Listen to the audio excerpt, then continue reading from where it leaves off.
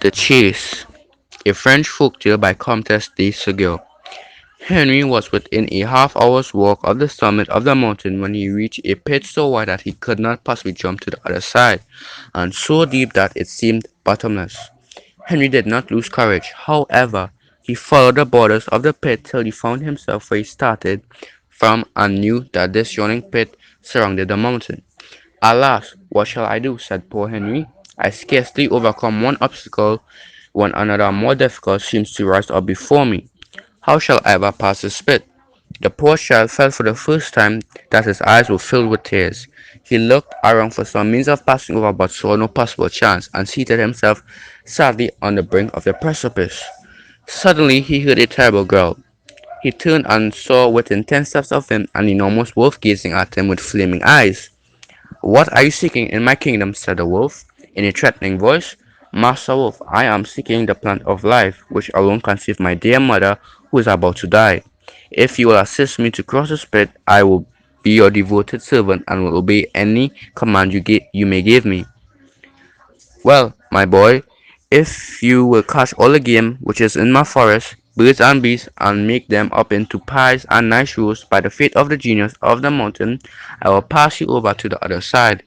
You will find near this tree all the instruments necessary to catch a game and to cook it. When your work is done, call me." Saying these words, he disappeared. Henry took courage. He lifted a bow and arrow which he saw on the ground, and began to shoot at the partridges, woodcocks, pheasants, and game of all kinds, which abounded there. But at last he did not understand it and got nothing. During 8 days he was shooting right and left in vain, and was at last wearied and despairing, when he saw near him the crow whose life he had saved in the commencement of his journey. "You rescued me from mortal danger," said the crow, "and I told you I should see you again. I have no I have now come to redeem my promise. If you do not fulfill your promise to the wolf, he will change you into something terrible. Follow me. I am going a hunt, and you have only to gather the game and cook it."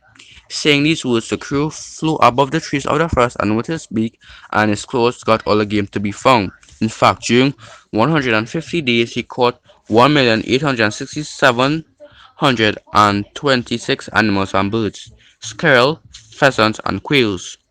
As the crow caught them, Henry plucked the feathers, skinned them, cut them up, and cooked them in roast or pies. When all was cooked, he arranged them neatly, and then the crow said to him, "Adieu, Henry.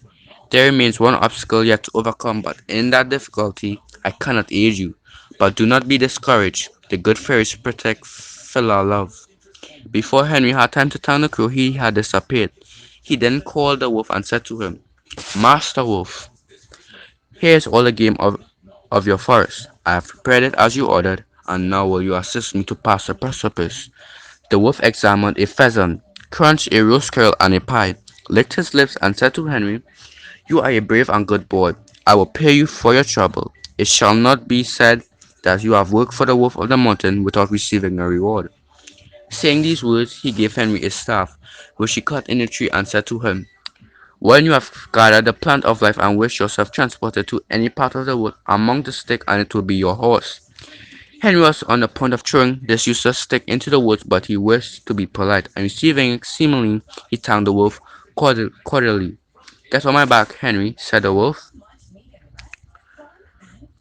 Henry sprang up the wolf's back, and he made a bound so prodigious that he landed immediately on the other side of the precipice. Henry dismounted, thanked the wolf, and walked on vigorously.